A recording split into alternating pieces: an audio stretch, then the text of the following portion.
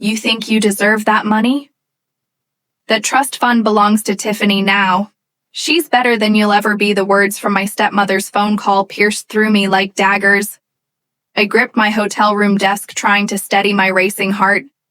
Janet's voice dripped with satisfaction as she delivered the news that she'd emptied the trust fund my mom had left me. My name is Gabriella Mitchell, and at 28, I thought I'd finally escaped the toxicity of my family dynamics. I work in pharmaceutical sales, which keeps me traveling across the country most weeks. It should have been just another Tuesday in Minneapolis preparing for tomorrow's client meeting. Instead, I was listening to Janet glow about stealing my inheritance. Thanks for letting me know, I replied, calmly, my voice betraying none of the rage.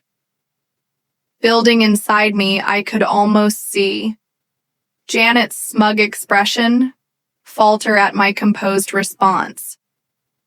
She'd expected tears, pleading, or anger. Anything but this quiet acceptance, that's all you have to say? Janet pressed, clearly disappointed by my reaction. Tiffany needs that money for her wedding and new house. You're just going to waste it on your meaningless sales career. I thought about my mom, who'd passed away when I was 16. She'd built a successful business from nothing and left me the trust fund to pursue my own dreams. Dreams Janet, who married my dad just 2 years after Mom Deed had been trying to get her hands on. That money ever since, is there anything else, I asked, keeping my voice level, thessalance on the other, and was telling what Janet didn't know was that 6 months ago, I'd had a conversation with Mr. Harrison, my mother's old lawyer. He'd warned me about some suspicious inquiries Janet had been making about the trust together. We'd put safeguards in place, legal protections that would make any unauthorized access not just impossible, but prosecutable. You've always been such a disappointment, Janet spat, trying one last time to provoke me. Your stepsister deserves this more than you ever did. I ended the call and looked out my hotel window at the Minneapolis skyline. My hands were shaking, but not from fear. Everything was documented, every clevery attempt, every manipulation. Janet had finally overplayed her hand, and I was ready. Living with Janet was like walking on eggshells after my mom's death from cancer when I was 16. My dad seemed desperate to rebuild our family. He married Janet just 2 years later, bringing along her daughter Tiffany, who was 13 at the time. The tension was immediate and suffocating. My mom had built her pharmaceutical consulting business from scratch, working tirelessly to ensure my future was secure. The trust fund she left me wasn't just money, it was her legacy, her way of protecting me even after she was gone. But Janet saw it differently. To her, it was an unfair advantage. I had over Tiffany.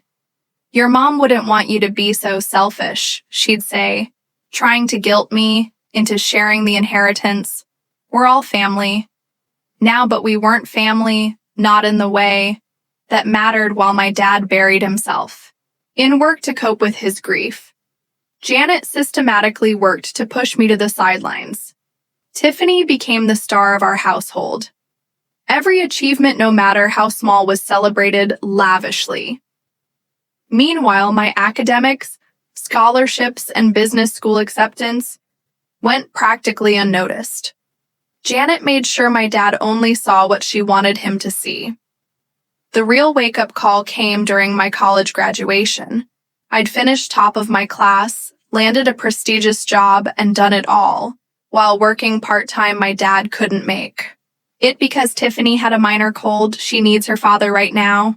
Janet had insisted. That's when I knew nothing would ever change unless I changed it myself. I moved out the next day and focused on building my career. The trust fund stayed untouched. Not because I didn't need it, but because accessing it meant dealing with Janet's interference every time I visited home. She'd make snide comments about my privileged position, how Tiffany struggled without the same advantages 6 months ago when Mr. Harrison called. To warn me about Janet inquiries, everything clicked into place. She'd been playing a long game waiting for the right moment to strike, but I wasn't that vulnerable. 16-year-old Annie Moore. I was my mother's daughter, and I'd learned from the best about protecting. What was mine?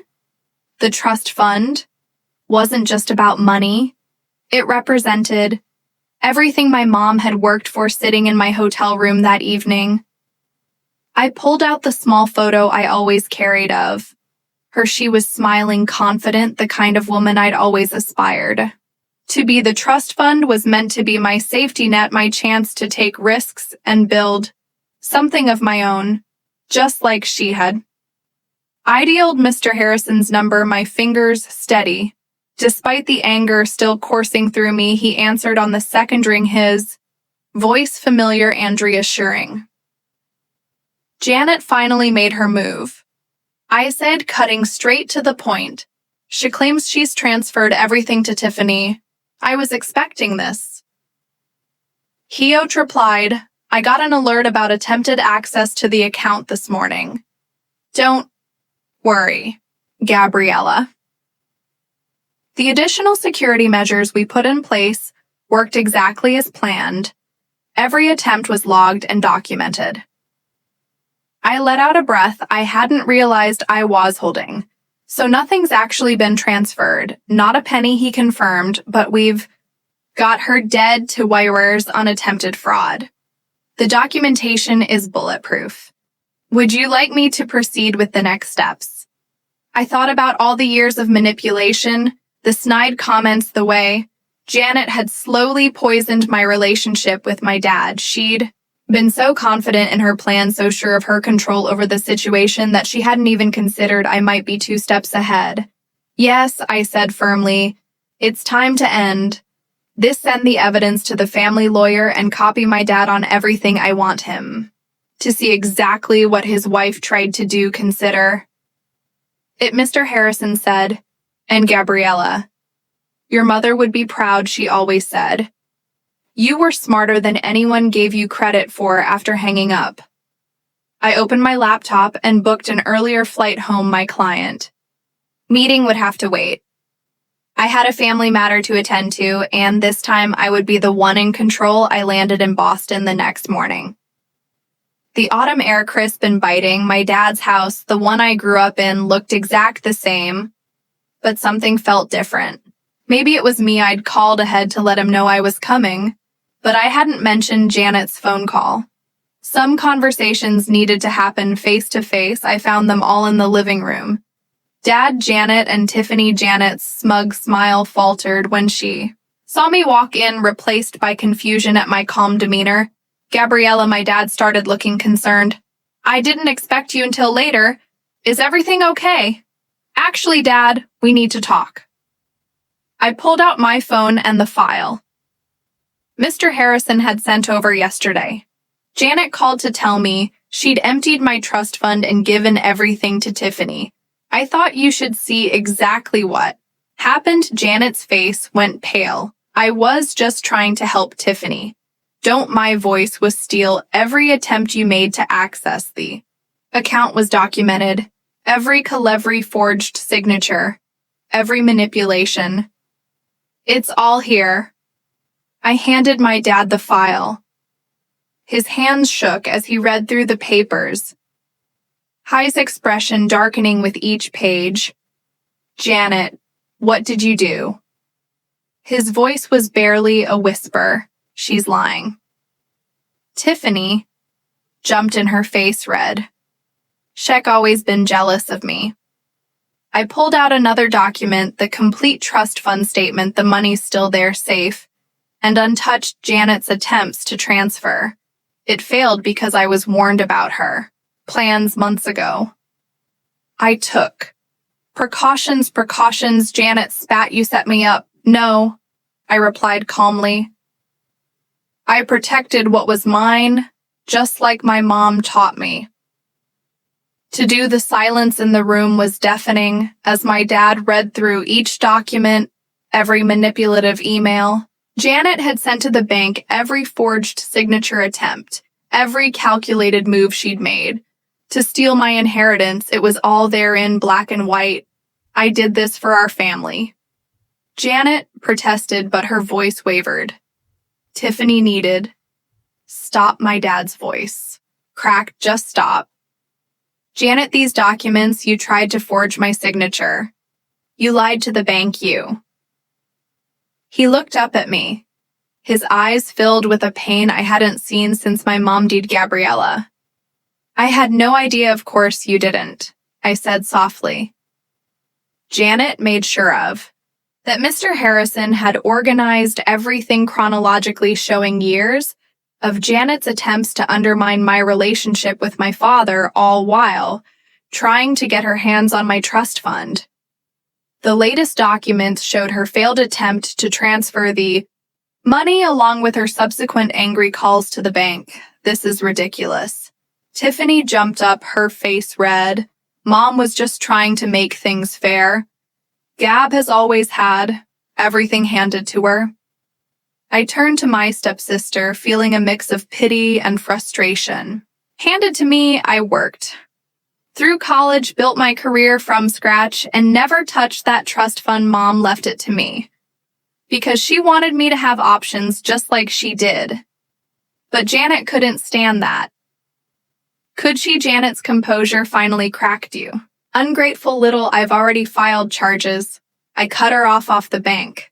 Has all the evidence of attempted fraud.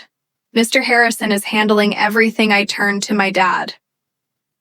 I'm sorry you had to find out this way, but you needed to know the truth. The weight of 12 years of manipulation hung in the air. My dad looked at Janet like he was seeing her for the first time, and not in a good way. The next few moments changed everything. My dad stood up, his hands trembling. She held the documents. Janet, I want you out of this house tonight. What? Janet's voice rose to ashrill pitch. You can't be serious after everything I've done for this family, done for this family. My dad's voice was quiet but firm. You tried to steal from my daughter. You forged my signature. You've been lying to me for years. Tiffany started crying, but these weren't her usual manipulative tears. She looked genuinely shocked. Perhaps finally realizing the gravity of what her mother had tried to do. The police will want to talk to you. I said to Janet, Mr. Harrison has already filed the reports. The bank fraud department is involved. Now you plan this, Janet hissed. You knew I would try to access the trust fund. No, Janet, you planned this. I just made sure I was ready when you did. I turned to my dad. There's more. Mr. Harrison found evidence that she's been skimming money from your account, too small amounts building up over years. My dad sank back into his chair, looking devastated. I felt a pang of guilt for causing him pain, but he needed to know. The truth, get out, he repeated to Janet, both of you. I'll have my lawyer contact you about the divorce. As Janet and Tiffany gathered their things, throwing accusations and tears around in equal measure, I stood quietly by the window, the same window where I used to watch for my mom to come home from work. I could almost hear her voice, always be prepared, sweetheart, and never let anyone take what's rightfully yours. In the weeks that followed, my dad and I had some long overdue conversations. We sat in the kitchen one evening, the same kitchen where my mom used to help me with my homework, and really talked for the first time in years. I failed you, he said, staring into his coffee cup. After your mom died, I was so focused on not being alone that I didn't see what was happening right in front of me. We both made mistakes. I admitted I could have told you sooner about Janet's behavior, but I wanted proof first. I needed you to see it for yourself. The legal proceedings moved quickly. Janet faced charges of attempted fraud and financial exploitation. She tried to paint herself as a victim, claiming she was only trying to equalize things between me and Tiffany, but the evidence was overwhelming. The bank's documentation showed years of calculated attempts to access my trust fund. Tiffany reached out to me via email, claiming she hadn't known about her mother's plans. I wasn't sure I believed her, but I understood she was struggling with her own revelations about her mother's true nature. "I'm sorry," she wrote. "I always thought you had everything handed. To you, Mom made it seem like you were the privileged one. But now I see she was just jealous of what your mom built for. You, Mr. Harrison, helped me set up my own business consulting firm, something I'd always dreamed of, but had been too cautious to pursue. The trust fund my mom left me became the seed money for my new venture. Just as she'd intended, your mother would be proud. Mr. Harrison told me during one of our meetings she always said you had her business sense and your father's heart. She knew you'd do great things when you were ready." Dad started coming by my office for lunch every week. Sometimes we talked about Mom sharing memories that Janet had made it uncomfortable to discuss for so many years. Other times, we talked about the future. He was finally starting to look like himself again. The dad I remembered from before Mom got sick.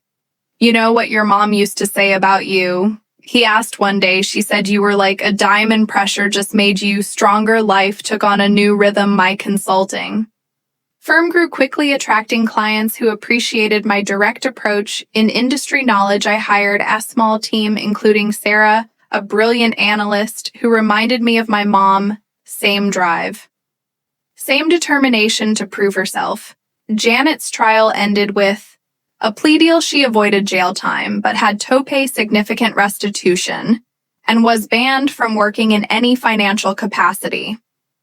The last I heard, she'd moved to Arizona to live with her sister Tiffany, stayed in Boston, working as a teacher's assistant. We kept minimal contact, mainly through occasional email mails. Dad threw himself into rebuilding our relationship.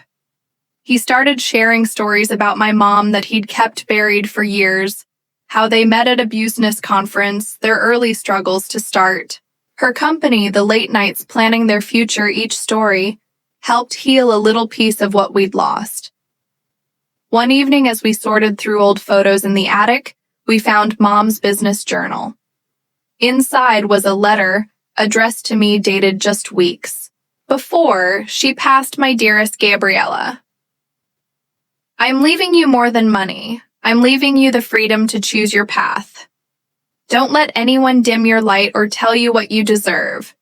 You're stronger than you know, smarter than they give you credit for, and capable of anything you set your mind to. Trust yourself. I do love, Mom." Those words became my mantra as it built my business. I framed the letter and hung it in my office, a daily reminder of where I came from and where I was going. My dad retired from his job and started volunteering at a grief counseling center, helping other families navigate loss without losing themselves. Sometimes he'd consult for my firm, bringing years of experience and a perspective that complemented my approach perfectly. Looking back on those events 5 years later, I'm amazed at how much has changed. My consulting firm has expanded to 3 cities, helping pharmaceutical companies streamline their operations. Just like Mom used to do, the trust fund she left me didn't just secure my future, it became the foundation for helping others build theirs. Dad retired completely last year, but he still comes by the office to mentor our younger employees. He says it keeps him connected to Mom's legacy. We have lunch every Wednesday, making up for all those years we lost to Janet's manipulation. The hardest lesson I learned wasn't about money or betrayal. It was about standing up for myself. Mom knew that one day I'd need to fight for what was mine, and she made sure I had the tools to do it. She taught me that true strength isn't about being tough. It's about being prepared and patient enough to wait for the right moment. Sometimes I visit the old house where I grew up, Dad still lives there, but it's different now. The walls have been repainted. The furniture rearranged, all traces of Janet's presence erased in Mom's old office, which Dad turned into a library. I found her collection of business books last week inside one. She'd written notes about teaching me to run the company someday. I never got that chance with her. But I'm building something of my own now. Every decision I make in my business carries echoes of her wisdom. The trust fund she left me wasn't just about money. It was about believing in myself enough to stand my ground when others tried to take what was mine. Janet's attempt to steal my inheritance taught me something valuable. Sometimes people show you exactly who they are. And the best response is to be prepared. I'm grateful now for those difficult years because they shaped me into someone my mom would be proud of. Someone who doesn't just survive challenges but grows stronger from them. The family photo albums have been reorganized, keeping the memories that matter. On my desk at work sits my favorite picture. Mom and me at her office, both of us laughing about something long forgotten. It reminds me daily that while some people try to tear you down, others build you up in ways that last a lifetime. On the anniversary of my mother's passing, my father and I visited her grave together. We brought fresh flowers from her favorite garden, a tradition we had started that year. Standing there, I shared with him the letter I'd found in her journal. He read it silently, his hands trembling slightly as he held the worn paper. She was always thinking ahead, he said softly, his voice thick with emotion. Even when she was fighting for her own life, she was fighting for yours too. In that moment, I realized that every step I had taken to protect her legacy, every choice to stand firm, every decision to build something meaningful was her final gift. Tome, she would be so proud of you, Dad said, placing a hand on my shoulder, and I couldn't be prouder to call you my daughter. Together, we stood in quiet reflection, knowing that while some wounds never fully heal, love and resilience have the power to transform even the deepest scars into strength.